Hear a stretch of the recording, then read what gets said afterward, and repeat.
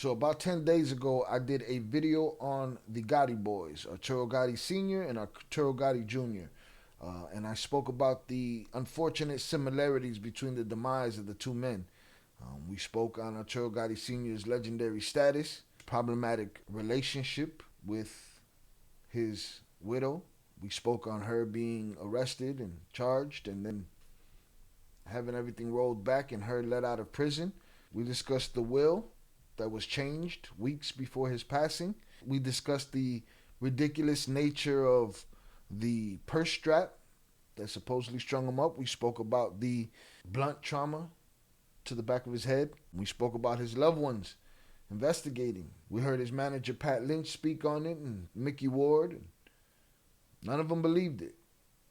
All right, I told you that the story's been haunting me for years, just wondering what really happened.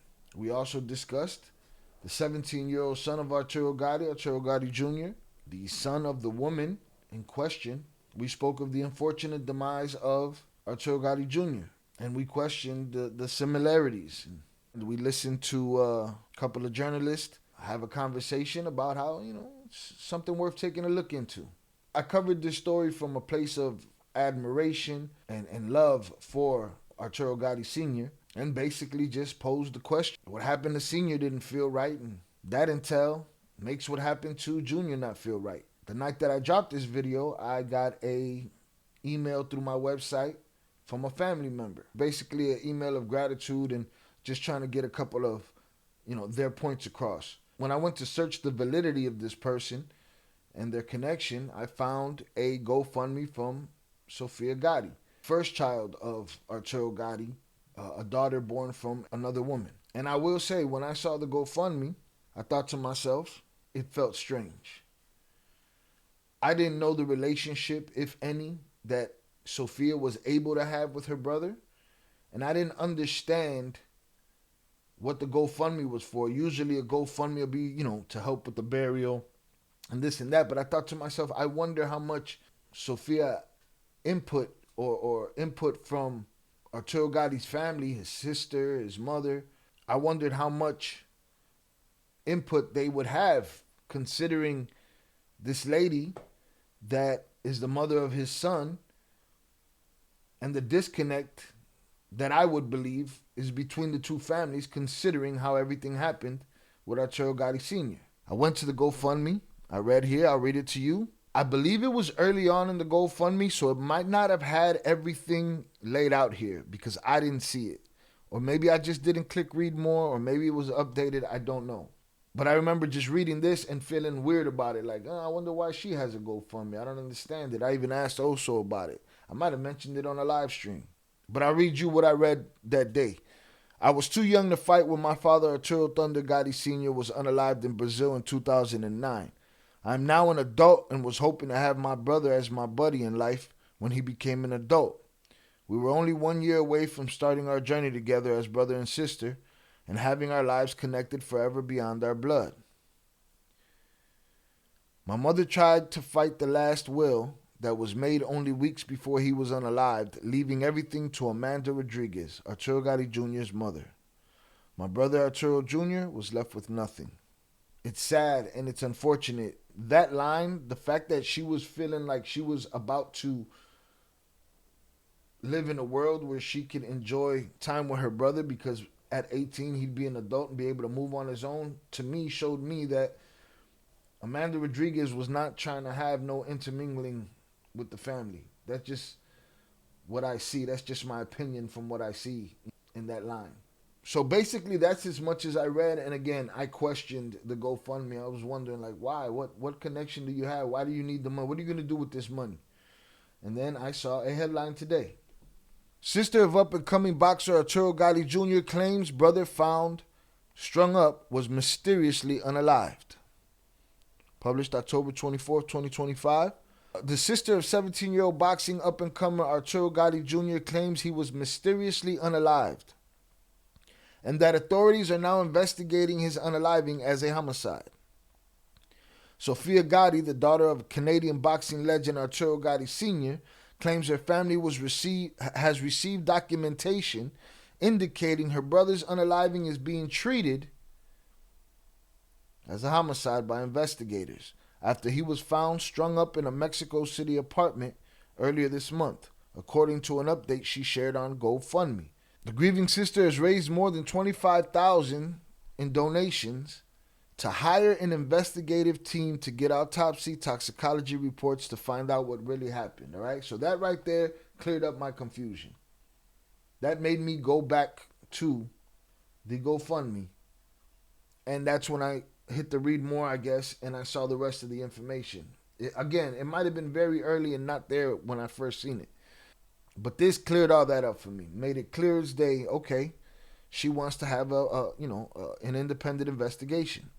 Sofia Gatti revealed that her family has received official paperwork suggesting investigators now believe her brother's unaliving was a homicide after he was found strung up in a Mexico City apartment earlier this month. The question is, this money for the investigation, is the investigation already moving, or did the police make this decision on their own and say, wait, we're going to look at this?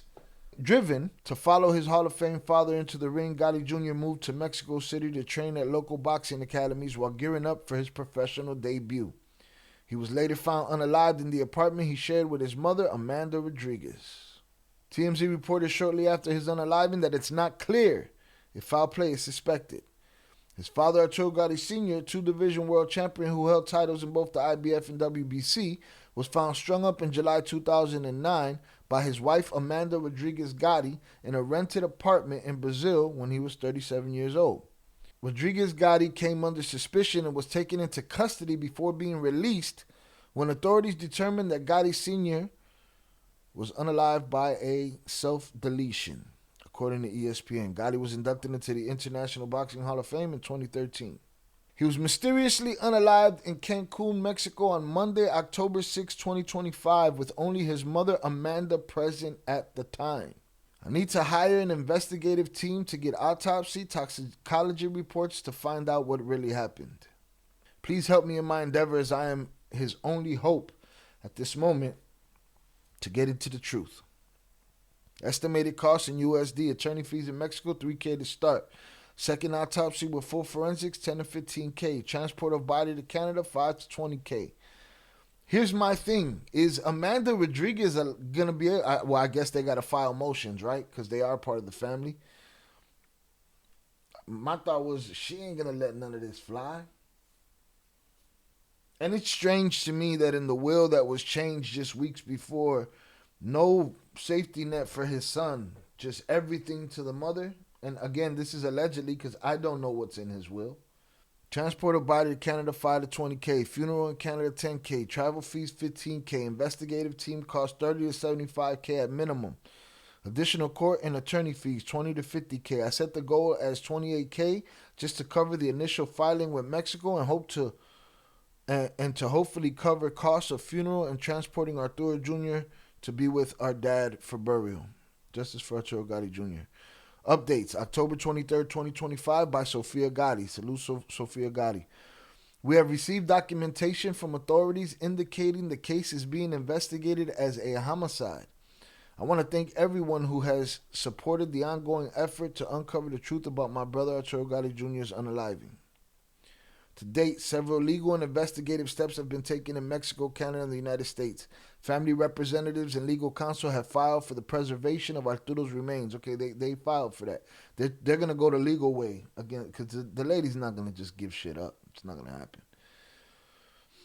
Legal counsel have filed for the preservation of Arturo's remains, secured investigative access, and initiated forensic reviews. Expenses so far have included attorney retainers, document requests, travel to Mexico for official filings, and the initial funding of an independent investigation team in the U.S. with international criminal case experience.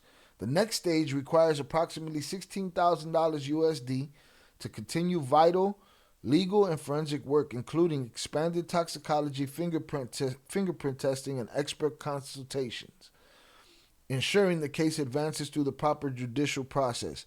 Every contribution helps maintain transparency and accountability while allowing the family to pursue truth. integrity, and justice for Arturo. Our long-term goal is to unify all legal efforts across the country involved in ensuring clear and coordinated paths towards justice. I will make sure that the link to the GoFundMe is in the description of this video. Make sure you check our last video that we did about the Gatti boys. This is a story to keep an eye on. It's an unfortunate situation for the Gatti family. It's an unfortunate situation for the world of boxing and the world in general, that some shit like this can happen. A father and a son, and you gotta question everything. Which I do. I mean no disrespect when I am weary of something or concerned and want answers. I was concerned about the GoFundMe. I didn't understand what it was for.